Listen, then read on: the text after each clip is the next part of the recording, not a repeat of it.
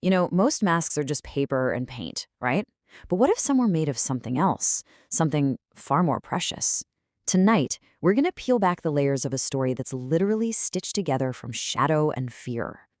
I want you to just imagine for a second. You're in this dimly lit shop, okay? And it's filled with all these faces that look just a little too real. And someone whispers this to you. Yeah, that one sentence? It's the key. The key to a secret so terrifying you won't believe it. All right, so let's set the scene. We're going to a place people only whisper about, a town called Hollow's End, and it's always covered in fog. Down some forgotten cobblestone street, this strange little shop just appears, like it breathes itself into existence. But here's the kicker. It only shows up right before Halloween. You know, when the veil between our world and the other side is at its thinnest. In this shop, it makes absolutely no sense. There's no sign. You never see anyone going in or out. And it only opens up for that one spooky season. It's almost like it doesn't want to be found. It wants to find you. So if you were brave enough to actually step inside, you'd just be surrounded. I mean, the shelves are packed with masks. But these are not your cheap plastic Halloween masks. No. These are art. So beautiful, so lifelike, it's actually disturbing. They've captured every little emotion perfectly. A frozen laugh, a single tear. And the eyes? Oh, the eyes. You get this feeling, this creepy crawly feeling that they're following you. And the person in charge of this whole gallery of frozen faces? The mask maker herself, Madame Marella. People say she's tall, elegant, always in black silk. And her hands are always hidden in these thin leather gloves. Where did she come from? Nobody knows, which, just makes the whole thing even creepier. Okay, so here's where our main character comes in. One rainy night, this teenage girl, Elena, finds herself walking by, and she's just drawn to the shop. There's no big sign, just this faint, flickering candlelight, and a soft, kind of hypnotic humming coming from inside. It's like an invitation, right? An invitation she has no idea she should probably run away from.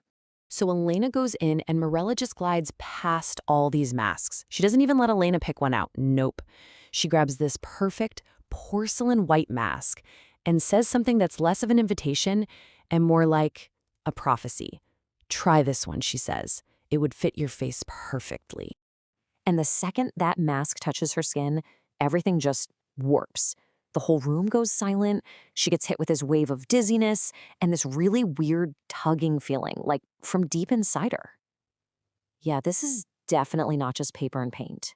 Elena yanks the mask off, totally freaked out, and Marella just looks at her and gives this absolutely chilling explanation.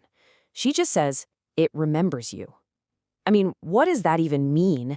It suggests there's some kind of history, some connection between Elena and this thing that just shouldn't be possible. So that creepy phrase is just echoing in Elena's head the next morning. And meanwhile, this sort of low-key worry in Hollow's End is turning into a full-blown panic. The whole town is buzzing, and there's one number on everyone's lips. 5. Because the 5th person that month has just vanished, without a trace. And that's when Elena sees it. A missing person poster. And this cold, horrible feeling just washes over her as she makes the connection. The face on that poster, it's identical to one of the masks she saw in Marella's window. And I don't mean it just looks similar. It is a perfect one-to-one match. At this point, her fear is kind of being replaced by this burning need to know what's going on. She has to know the truth. So she goes back to the shop that night. And the vibe is even worse this time. The air is thick with this weird smell, like super strong perfume mixed with the coppery smell of iron. The shop looks empty. It's totally silent. Well, almost. She hears that humming again, but this time it's coming from downstairs, from a basement. And even though every single instinct in her body is screaming, "Get out of there!" she decides to check it out. So, the big question is, what on earth did she find in that basement? What she finds down there is a collection. But not just a few dozen. We're talking hundreds. Hundreds and hundreds of masks just lining all the walls. But here's the thing. They weren't just masks. They weren't just lifeless objects hanging on hooks. They were alive. Their eyes were moving, darting around. Their lips were quivering. And she could hear this faint sound, a chorus of tiny whispers, all begging for help. These were the faces of all the missing people. And right in the middle of this horrifying room, there's Madame Marella, sitting at her little work table. She's humming that same tune, and she's sewing a new mask. But the material she's using, it's not porcelain, it's not clay.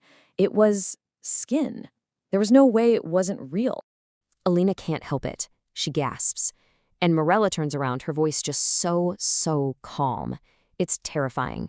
And she says those same words from before, but now they have this monstrous new meaning. I told you, dear, every mask holds a soul. And now I need one more. Yours. Pure panic just takes over. Every instinct is screaming. Elena just turns and runs for her life. She scrambles up those basement stairs, reaching for the front door, for the outside world, and it just slams shut, all by itself. She's trapped. There's no escape. And behind her, she sees Marella's shadow just stretching, growing impossibly long, like this inky blackness eating up the whole room. And her final words, whispered, are both a warning and a promise. Don't struggle. It only makes the stitching harder. Elena turns to face her, and in that one moment, everything just goes black. The next morning in Hollow's End, the little shop is open for business. Actually, it looks brighter, more welcoming than ever. And right there, hanging in the front window for everyone to see, is a brand new mask. It's of a beautiful girl with really kind eyes. But if you look close, you can see just a hint of pure terror, frozen there forever. You see, Marella's work is never really done. The little bell on the door chimes, another customer walks in, and the whole cycle just starts all over again. It kind of leaves you with this haunting thought, right? That we all wear masks. But for some people, the mask wears them. So the only question left is, what soul is hiding behind the next one?